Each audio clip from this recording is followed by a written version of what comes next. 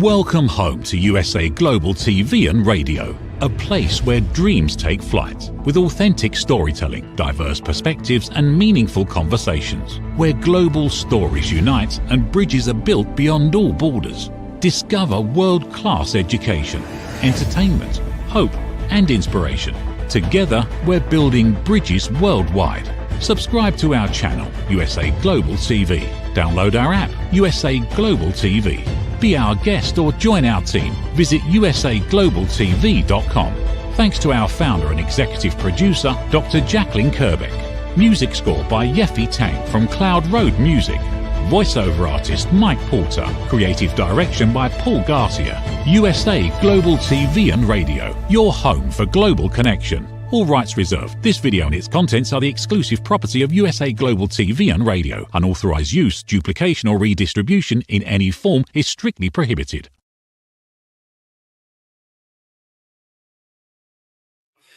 Red-olaughlin here on the Corner Bookstore on the USA Global TV and Radio Network. And today we have another international event. I'm here in the Houston, Texas area, and it's just a wonderful, balmy 80-something degrees outside. And our guest today is from Canada.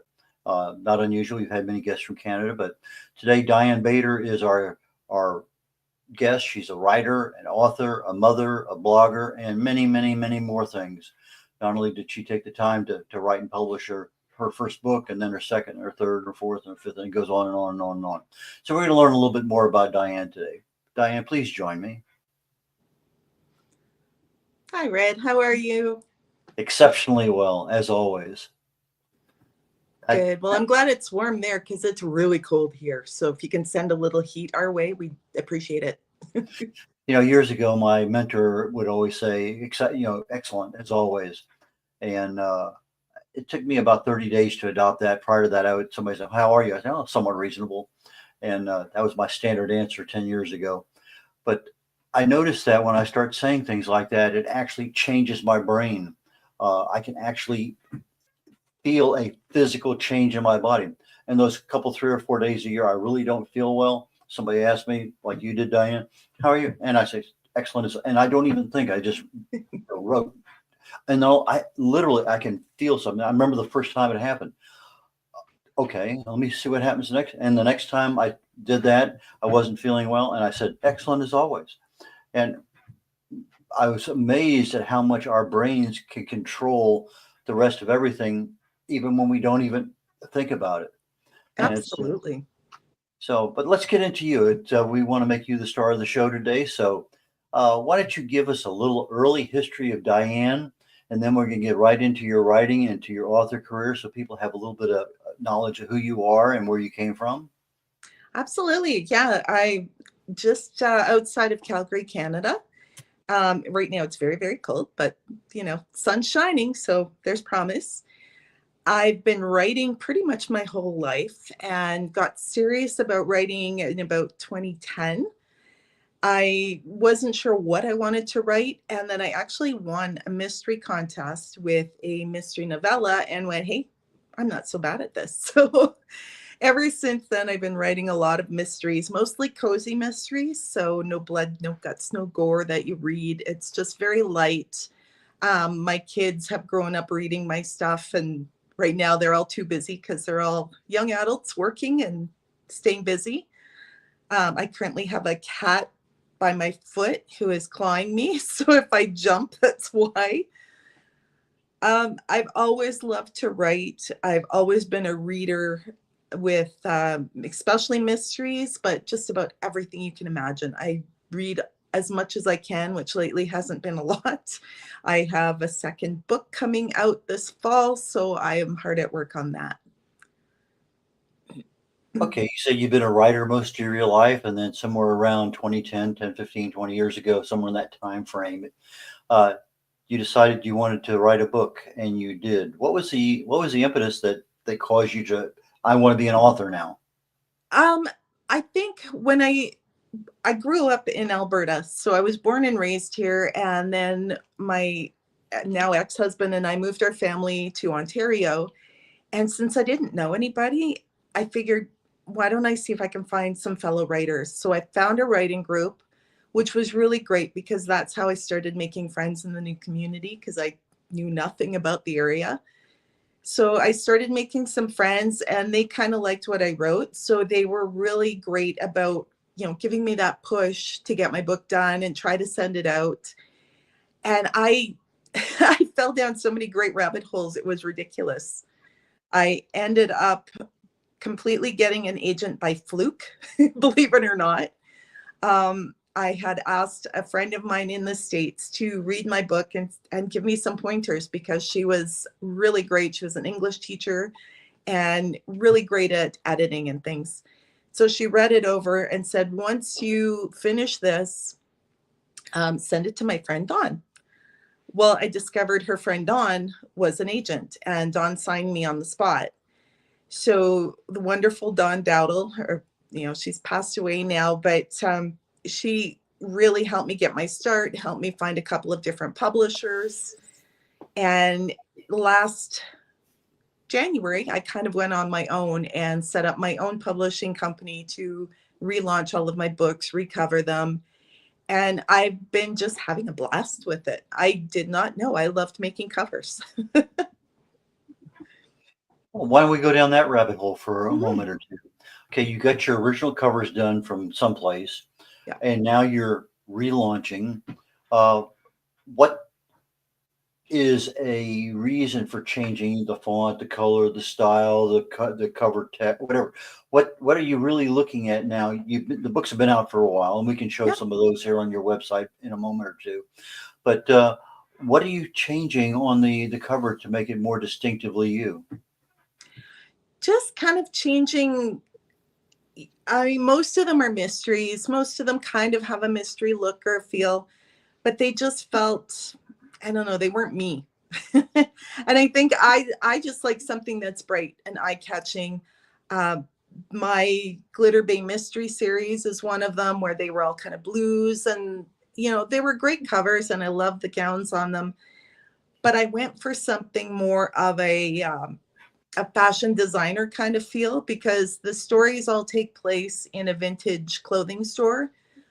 But a couple of the characters are dabbling with fashion design, and that does come in later in the series about them starting some newer fashions. But it was just so much fun to just play with these covers and try to see something different and something brighter, something more eye-catching. And my Written in Stone was actually my very first cover I designed. And I was kind of nervous about it, but I put the book out. I actually entered it in a word contest, and I won a bronze medal for my cover.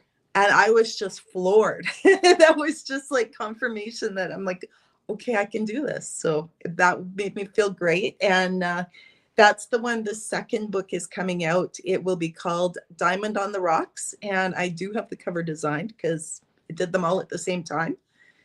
And I'm really excited for this book because the first one has won awards already, and the second one is going to be just as much fun. What software are you using to design your covers? A little bit of everything. Mostly I use Canva. I love some of the stuff there, but I also get things from Deposit Photos and what's the other one? RTF 123, I think it's called. And just for some of the images that I can't get on Canva, but they have all kinds of different fonts and that sort of thing. So I'm having fun messing around. Now, one of the things I was told a long time ago when I published my first book that just creating a book on Word and using Word fonts is not the way to do a book cover because when you shrink it down to the size of a stamp, you can't read anything. No, exactly. So you have to get you have to get the right kind of fonts for a book cover. So somebody who's listening, well, I can do that on Canva, but you have to really know what you're doing. It's more than just putting text on a picture and saying, that's my cover. Yeah. So is there a particular font genre that you prefer using on your book covers? Not really. Like I say, I just kind of play around and see what works. And so far, everything's been really good. No, knock on wood, but so far I've been happy with the covers I've come up with. And I try to keep the look consistent in the series because I do have several series. the Glitter Bay Mysteries, they all have a similar look. Even though they have very different covers, they have the same look. So they all have like a fashion designer sketch along with a piece of jewelry, which sounds kind of cheesy maybe, but they do give exactly the feel that I want, because a lot of those pieces are either involved in the story somehow, or they're things that could end up in a fashion design house or in a vintage store, which both are things that come in play in the books. Okay, you had mentioned on backstage that one of the things that that you as an author was the need to actually get it done. There's anybody, not anybody, 80-90% of people want to be an author in the United States, but about 2 or 3% actually become one. But it's a journey, and you can't get off the side of the road and spend a couple of years doing something else. You got to continue and get going. You joined a writers group and you started getting support and everything. So how long did it take you to write those first couple of books, and then how long did it take you to edit them? That's a whole other thing. I think the first few books are always take a little bit longer, just because you're still learning how you write, what your process is, what you want to write. First of all, I just love mysteries. So when I discovered that I'm actually not bad at them, I started writing these great mysteries, and I have a series that right now is on the back burner. It was my original first series. When I left my publisher, we took that down, and I will get back to doing the edits and relaunching all of those. But right now, some of the more recent ones that I have been much more popular. So I'm going with that, and we'll get those up first. And that's the Glitter Bay series, and now the AJ Cadell series. So it's hard, and I know it's hard. Being part of this writing group and meeting other authors, it's hard to sit and write for most people. I'm not most people. I'm one of those people that things come to me, and I have a whole shelf full of little folders and binders and stuff that have notes in them for future books, future series, that's just how my brain works. Not everybody's brain works like mine, because mine's just a little out there some days. So it took you a while to write the book, but then you said it was a different story to get it edited. So tell me about your editing journey. Yeah, when I first started, I didn't know very many people in the writing community. I knew people in my group, and they were all happy to edit. And unfortunately, not all of them are real editors. So you learn a lot that way. And once I had my agent and I started working with her and her editors, it was a whole different thing. You learned so much so quickly.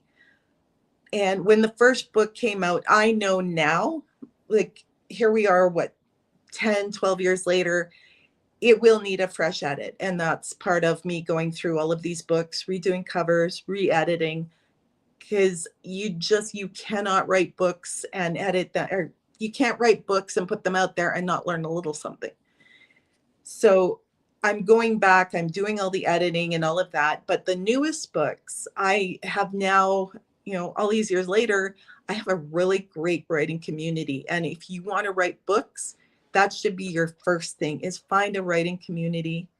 Find people who can help connect you to really great editors, because once you meet a couple of really great writers, there has to be a really great editor behind them. So talk to people, get to know people, learn who they work with and how they got to where they are. Like, you can learn an awful lot instead of being in competition and going, well, I got my book up there in 20 days. That's great. But who's going to read it? Because it's probably not your best work. And every book you write, you're going to learn so much stuff. Okay, so you write the book and you get it edited, but in your particular case, because of the genre, a mystery, you have character development, you have location, you have plot, you have lots of things that are involved. I'm a nonfiction writer. I write about health and wellness. I don't worry about plot development or other things. So in your case, you need a specialized editor, not just somebody who can correct the grammar and the syntax and the diction and the spelling and things like that. You need somebody that will help you do that plot development and everything else. So you have more than one kind of editor, or does your editor that helps you on the front end also help you on the back end, your developmental editor? I've been really lucky that way. I know so many different people that I can work with. A lot of them write mystery. Some of them write cozy mystery. And I usually try and get kind of beta readers. So I'll give them a copy. They'll go through. And I had, for Written in Stone, I had, I think, 8 different people who gave me feedback and gave me edits and gave me all this stuff that we reciprocate. So when their books come out, they send them to me, and we kind of trade the editing, trade the beta stuff. It's like, okay, well, this doesn't work here. Maybe if you move this over here or whatever.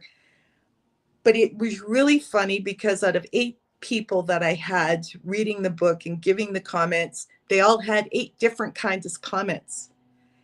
And they were all fantastic comments, which for me was terrific, because I'm like, okay, this person saw something, this person didn't. So for me personally, I don't like to rely just on one person, just because of that. Like, you see things that someone else won't see, or they're not looking for. So it kind of worked out really well for me in that way, that, I know there is a typo on the cover, but but I'm like, I will fix that in time, but it hasn't happened yet. But there will always be one of those typos, which always makes me laugh, because you can read the best-selling author, you may still find a typo in there. And it's not that nobody looked for it, it's just nobody saw it. Or it's just an escapee, and if it lives through so many rounds of edits, then we just kind of go, it deserves to live. Editing is a very special process in the writing of a book. And sometimes that takes forever because you're sending it out and you're waiting on someone. Before COVID, I used to have a house party at my house. Basically, people come over, have some wine and cheese and whatever else. And we socialize for a short while, and then an hour and a half of editing. And I give random chapters out, red pen, and put people in different places. And over 2 nights, I would have 20 people come through the house. And I get a lot of feedback because I wanted to know, does it make sense to you? Do you understand what I'm saying? Not so much the grammar and everything. But I did have one guy once who's also been on the show here many times, some more than a few. He says, change if to when. And okay. So I looked at that thing and I had 87 ifs. 84 of them needed to be changed to when. Because if this happens, you do this. But when this happens, you do this. Different context in the brain. And so as you say, some people they see things you never see. And, that and which and a few other words that we have tendencies to use. But I get a lot of valuable information back from other people. And I think that editing process is one of those ones that we grow as an author. So I think what you're doing makes a lot of sense. So in about a minute, we're going to go ahead and go to a station break. But before that, the editing time that you plan on right now, your next book, how much time do you allocate for editing? It just depends. If it's a book that I've already launched and has been taken down, I will just give it a good read through, clean it up. Usually a couple of weeks, I'll have it all organized. The one I'm working on now is I still am in the middle of writing it. So that's going to take me a little longer. And Mickey actually wants it by May or June. So I'm like, okay, I've got to scramble. So. Okay, you mentioned Mickey. That's Mickey Mickelson of Creative Edge, I believe. Yes. He provided a lot of guests for us on the show. We're going to go ahead and take a quick station break here. My name is red-olaughlin. We're on the Corner Bookstore on the USA Global TV and Radio Network, and we'll be right back with you. Ever dreamed of hosting your own TV show, sharing your story with a global audience? Now's your chance to shine. At USA Global TV and Radio, we make it easy for you to create, host, and broadcast your very own TV show. Whether you're a storyteller, entrepreneur, or industry expert, we help you bring your vision to life. With our exclusive interview, live streaming, and podcasting training, you'll gain the skills and confidence to captivate your audience. Our global platform ensures your voice is heard worldwide.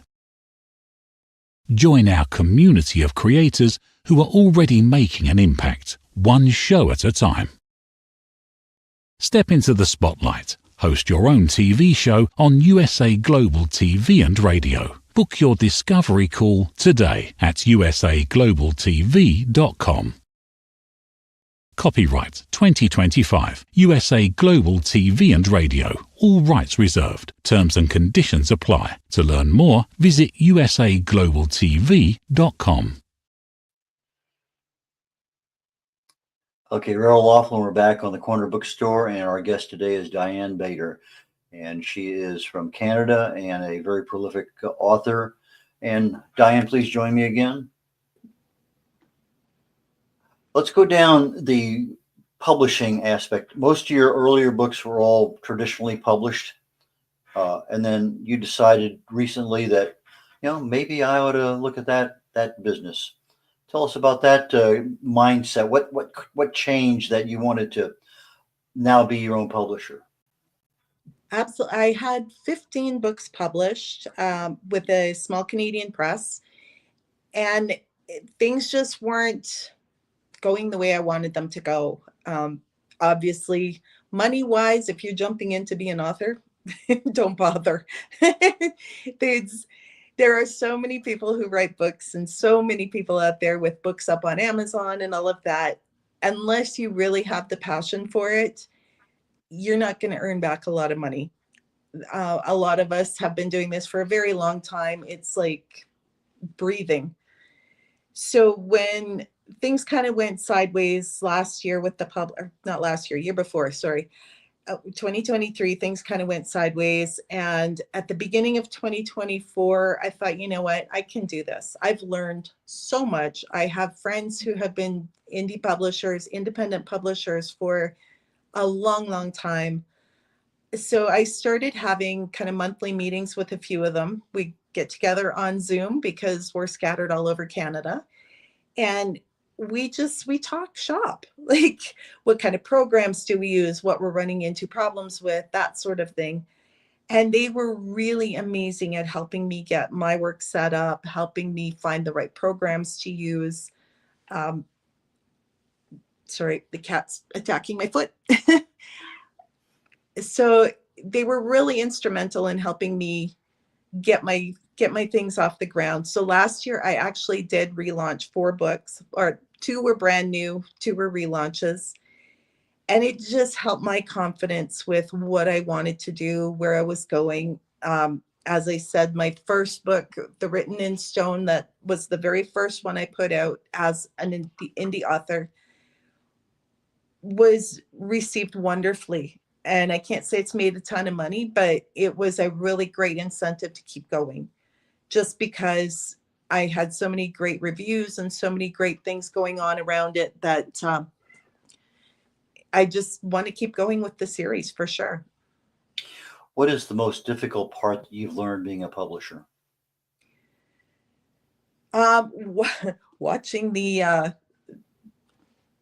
sales, the royalties, I guess, trying to sit down and go, okay, well, I'm going to keep going, even though this one, I've sold 2 books this month or whatever. And it's trying to figure out what works. Marketing wise in particular, it's a lot of trial and error. You can do podcasts, you can do these TV shows, you can do all kinds of things. And it just depends how people hear about you, where people hear about you, and how they see your books. Because a lot of times there's millions of books on Amazon. So your book isn't going to be the first thing that pops up. They're going to have to look for you. They're going to have to be able to find you. And doing these kind of things is one great way. But as an author, you have to find ways that work for you personally, because not everything works for every author. I'm also a publisher, and the people who come to me generally have a problem with formatting the book. It's not difficult, but there's a lot of little things that you have to know in order to make it happen the way you want. Yeah. And so that's a technical thing. But to me, the biggest time waster that I have no control over is getting the cover from the designer that actually fits the book and works in the system. And that, I can publish a book in 10 days or less. In fact, less than a week sometimes. But if that cover is bad, I mean, I've gone back and forth 7 times and had to change designers because I could not get the product that was needed that passed KDP, Amazon, or whatever. Yeah. So anyways, there's a lot of little issues there, and sometimes they don't always pop up at the same time. And sometimes they're really weird as to why isn't this working? I've had my own issues with cover art too. Back when I was with the publisher, there were 2 books. One book had already been published. The second book was just coming out. And I gave them 2 separate ideas for covers. This one I wanted for book 1. This one I wanted for book 2. And I fully expected to get copies of 2 different book covers. The cover artist combined both into one cover. Oh. Which was, okay, that's funny, go back and change it. The problem was that the publisher had already uploaded the wrong version online. So I think they're all down now, but it took years to get them all offline. And I see it and I still cringe, but I did love the mashup cover. It was still one of my favorites, but it wasn't the right cover. So, do you use AI for any part of your business? Possibly some of the cover stuff, like you don't know picture wise and stuff. Sometimes you don't really know where it's coming from. But as far as writing or anything like that, not really. Yeah. No. When my clients want me to handle the cover art, I usually use Fiverr.com, and they reasonably well. And usually, depending on what it is for my own, I'll get 5 different ebook covers done, put them out on social media, and say A or B, B or C, C. Yeah. So I have some feedback. But recently, I had an author who had a book back in the 1850s in Central Texas, and he wanted a very specific book cover. So I asked AI, well, give me 5 different book covers with these parameters. And it did. I took that information, sent it to the client, and he said, I like B and C. Okay, so I sent B and C to Fiverr.com and said, here it is. Here's the rest of the story. And when I got something back, it was exactly what the guy wanted. He was super happy. And it didn't take very long. So I like that. It cost a couple of bucks extra to do all that. But the clarity of your mind's concept of what you want and the delivery of the final product, I thought married up very, very nicely. So that's a great way to do it. I've never thought of doing it that way. Yeah. So, but audiobooks, how many of your books are audio, or are you going in that direction? The publisher I was with was just starting to do that when I was leaving. So this past year, I really haven't delved into that. And just because there's been so much I've had to learn over the past year, I am looking towards that. And I've been doing some learning and I'm kind of figuring out what I need to do and how much I need to spend and all of that. I know there are ways to do them on the cheap, but is that what I want to do? I haven't quite decided yet. An offset, I should have asked you earlier, but most of us as authors read, and we read a lot. And you said you haven't been reading as much lately, but do you read other cozy mysteries or other kinds of things that may or may not give you some thought processes? Well, if I change that, I can use that in my book. Is that the kind of stuff you read, or do you have something else you just zone out on just to kind of relax? I read a lot of everything, really. Like, as I said, I have a lot of friends who write a lot of other books that I've been to. Last year in particular, I went to a couple different conferences. So I come home with, way too many books. So I have this big stack of things to read. But I love to read, especially indie authors. A lot of them are people who they've been trying for years to get traditionally published. Some of them have really polished, they're really great books, they just can't get a foot in the door. Some of them, rightly so, but most of them are just really great books by really great authors. And a lot of them have just given up on the whole traditional route just because it seems very cliquey sometimes. You have to have just the right thing for just the right person. This way you can put out the book that you love, that your friends love, and hopefully you'll find an audience base out in the world that will love your books as well and fall in love with your characters.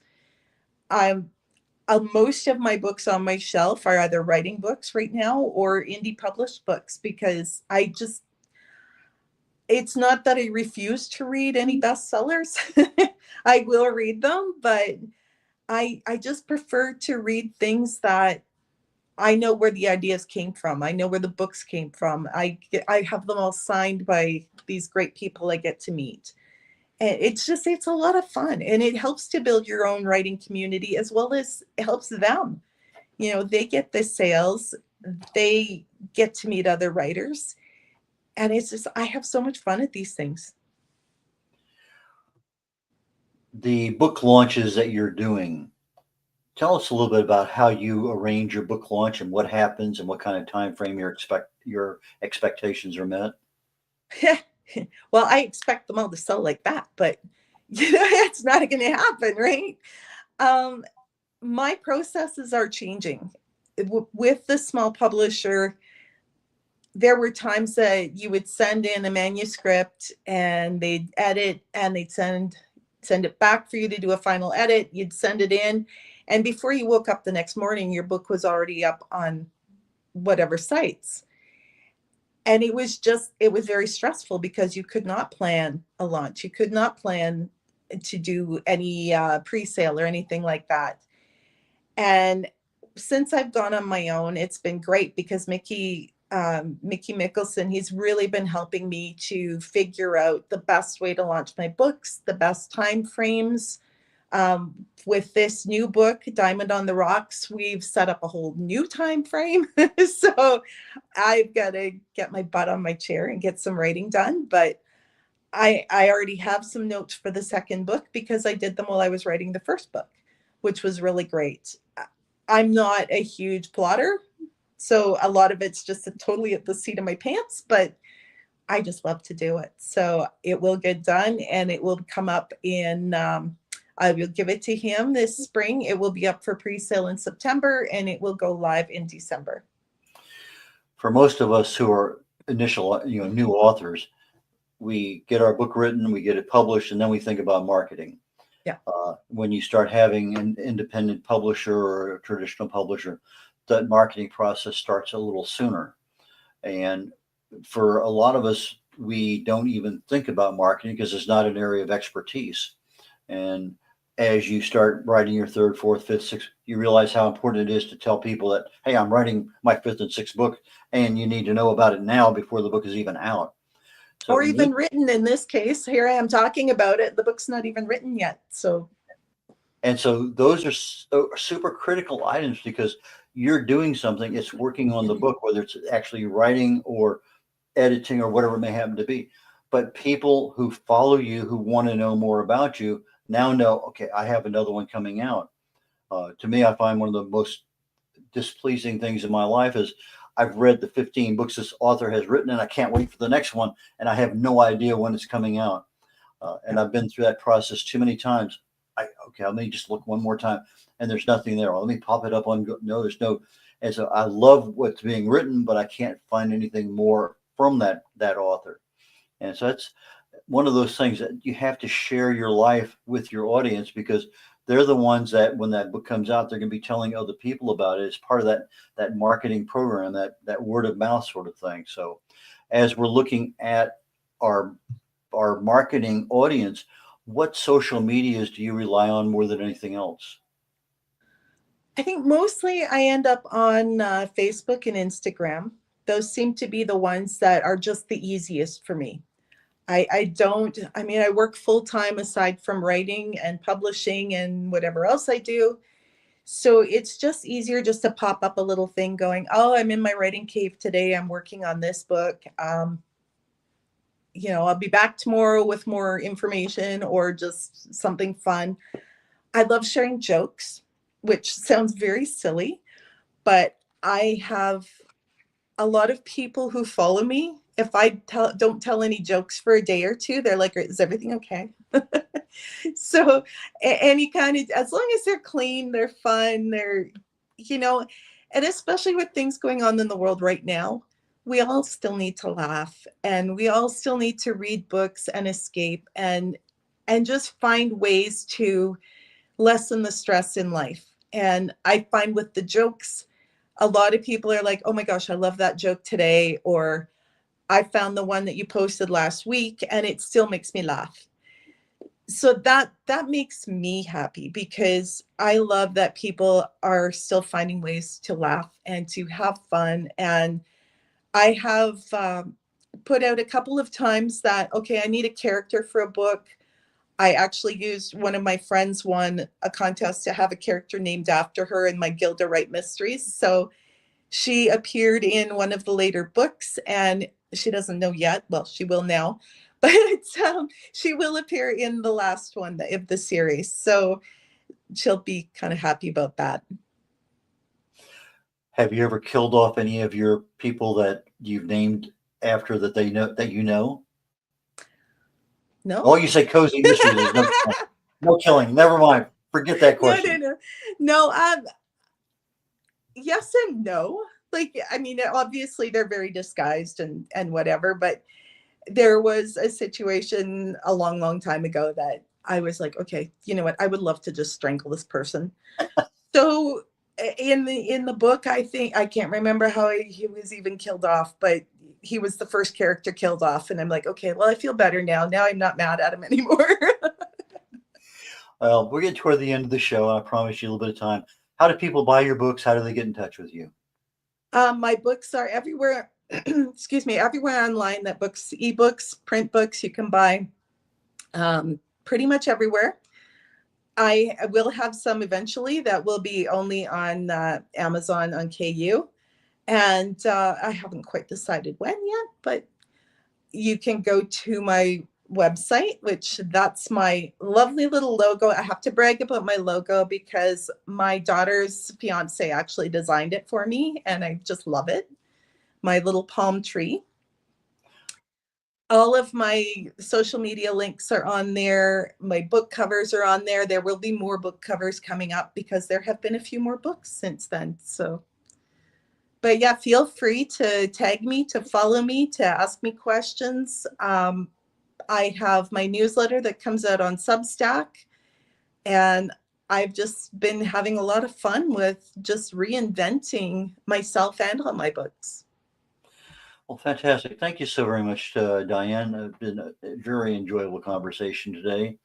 And you're always welcome back. That's one of the things we do allow here on USA Global TV and Radio Network. So with that being said, I am going to go ahead and start closing the show out. And I wish you some warmer weather up there in the Canadian area. So red-olaughlin here in just about 21 minutes. Our next show called The Wise Ones will begin. And my guest today is Gil Stolzenberg. He's a very dear friend of mine. He's been on the show before. I could spend 20 minutes just reading his bio because he is just an amazing person, just a life full of so many things you can't believe. But anyway, he's also what I consider to be a networker's networker. And we're going to talk a little bit about networking today, which is a major portion of any business, whether you're an author or a business owner or whatever. So with that being concluded for today's show on the Corner Bookstore, I look forward to you joining us next week on the USA Global TV and Radio Network for this show, The Corner Bookstore, The Wise Ones, or my own show called Talking Heads. And catch you all next week. Take care. Bye, y'all. In a world full of noise, misunderstandings, and interruptions, master the art of listening with Dr. Jacqueline Kerbeck. Dr. Jacqueline Kerbeck is the listening mentor of USA Global TV and Radio and the Amazon #1 best-selling author of Mastering the Power of Elevated Listening. Elevate your listening. Elevate your life.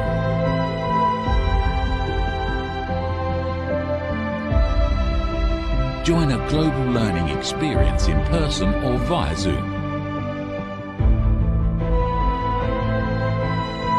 Reserve your spot today. usaglobaltv.com/book-your-session or drjacqueline.thinkific.com. Join Dr. Kerbeck's listening courses or hire her to unlock deeper connections and authentic conversations.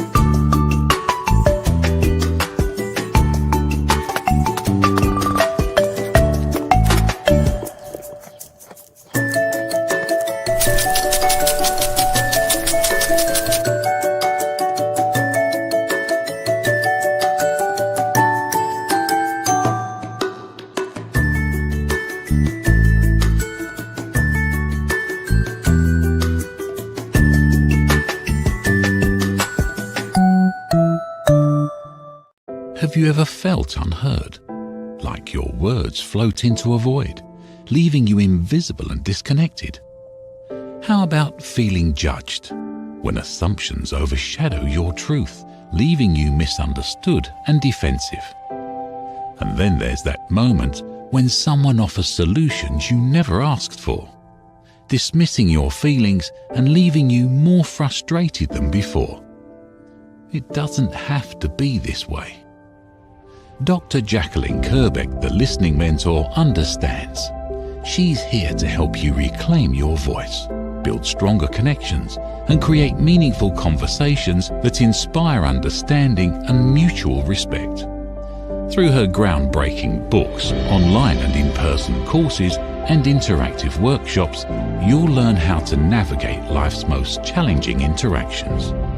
Discover the power of elevated listening and transform how you communicate. Master setting boundaries and asking permission to protect your peace. Learn to recognize and release judgment, fostering empathy and true connection. Dr. Kerbeck also offers personalized coaching, one-on-one or group sessions designed to fit your unique needs. Whether in person or virtually on StreamYard, her guidance will empower you to thrive. You don't have to struggle alone. The path to deeper connections and better relationships start here. Visit drjacqueline.com or usaglobaltv.com.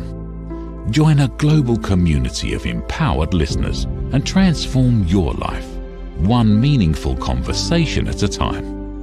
Dr. Jacqueline Kerbeck is the listening mentor. Start your journey today. Thank you, viewers and listeners of USA Global TV and Radio, for joining us today. We're honored to have your time and attention as part of our global community.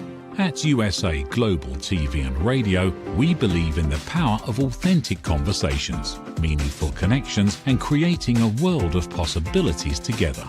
Want to be part of something bigger? Join our team of elevated listeners at usaglobaltv.com, a space where your voice matters and your ability to listen transforms relationships. Stay connected with us across all our platforms for thought-provoking discussions, expert insights, and empowering stories. Subscribe to our channels at youtube.com/c/usaglobaltv. Follow us on social media and explore the endless opportunities we're creating for growth, learning, and inspiration. Together, we're not just broadcasting, we're building bridges and changing lives one conversation at a time.